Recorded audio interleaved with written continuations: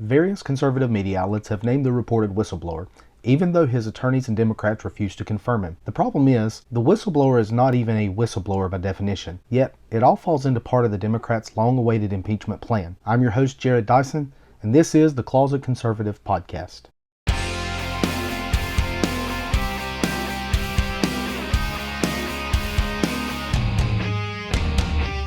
Over the past few weeks, we've talked about the impeachment process, and it mostly has been just in general and relative terms. Since that's the case, I felt like today was a great opportunity to dive a little bit deeper into this whistleblower and the impeachment inquiry that seems to have taken over in Washington. Several conservative outlets and even Donald Trump Jr. have all mentioned the name of the supposed whistleblower. Eric Ciaramella is the reported leaker.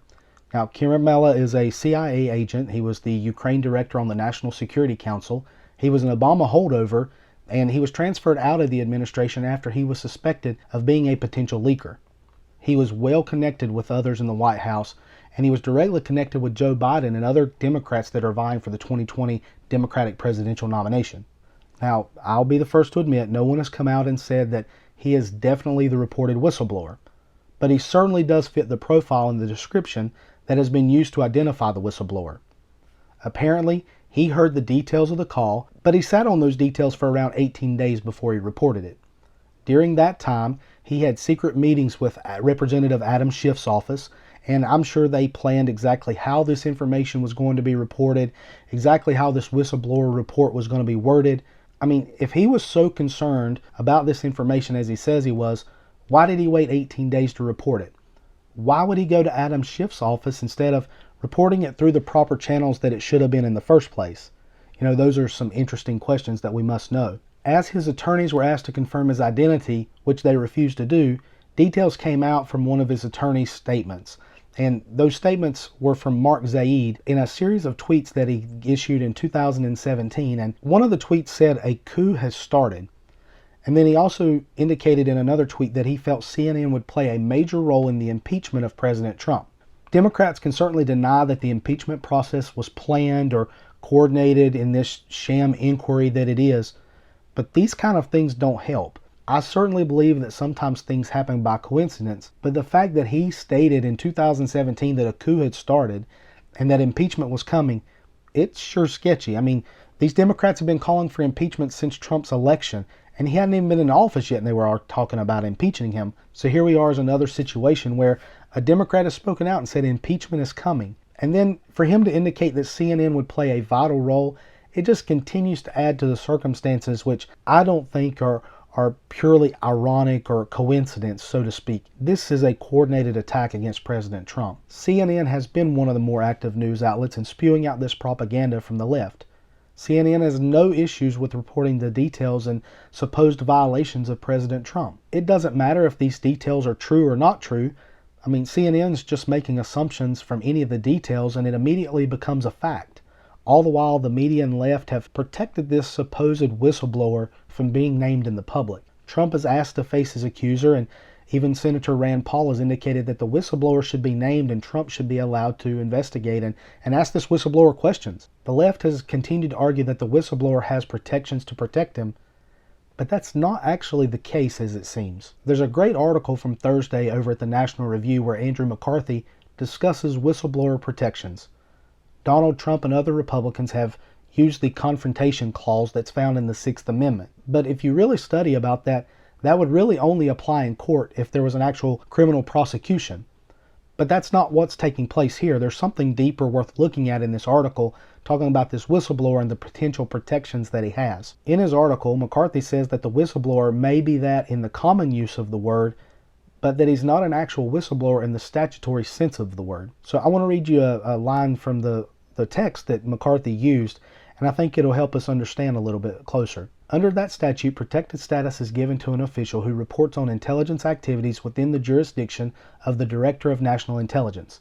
The statute does not apply to the President's conducting of foreign policy, including his communications with foreign heads of state. I find that very interesting that it would not apply with Trump's communications.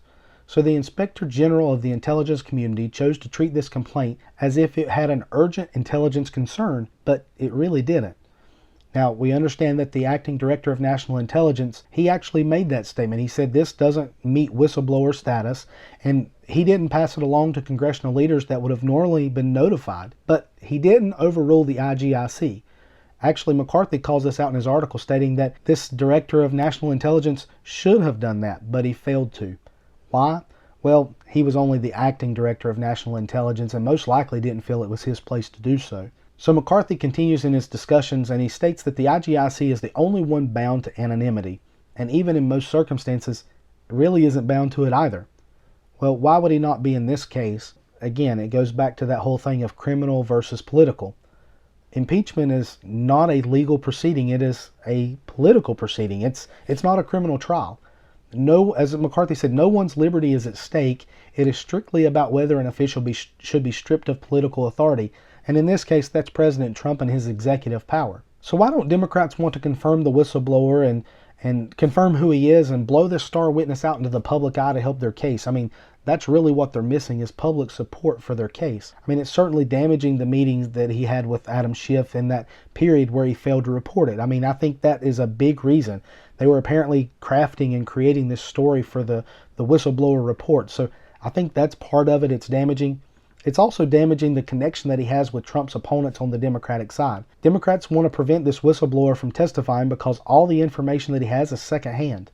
We know this from the media reports and the actual whistleblower report that he filed. So they have their star witness, but he's a big secret and he's got to be protected. Now Democrats are just left trying to find other witnesses that will help corroborate the story of the whistleblower.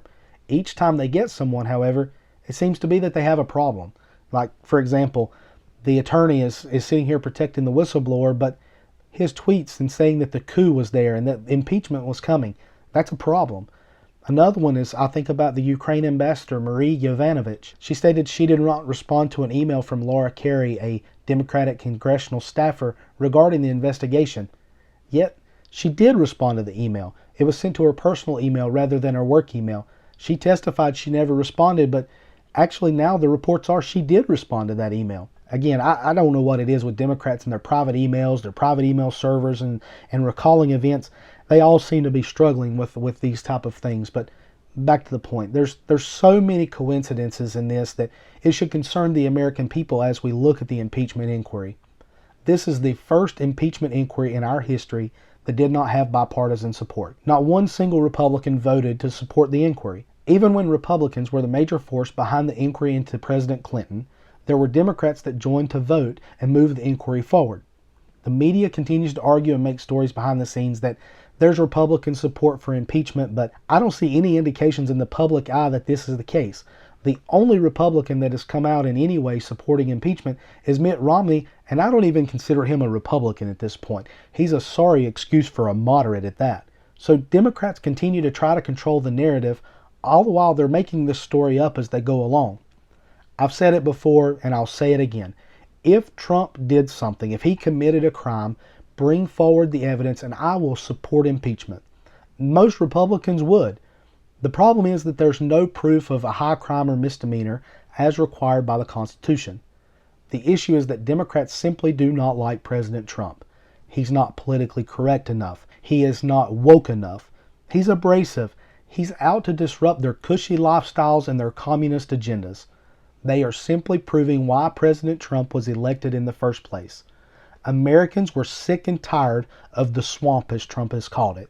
As Democrats continue on this path, they continue to hurt their chances of not only winning the White House, but winning back the trust of the American people once again.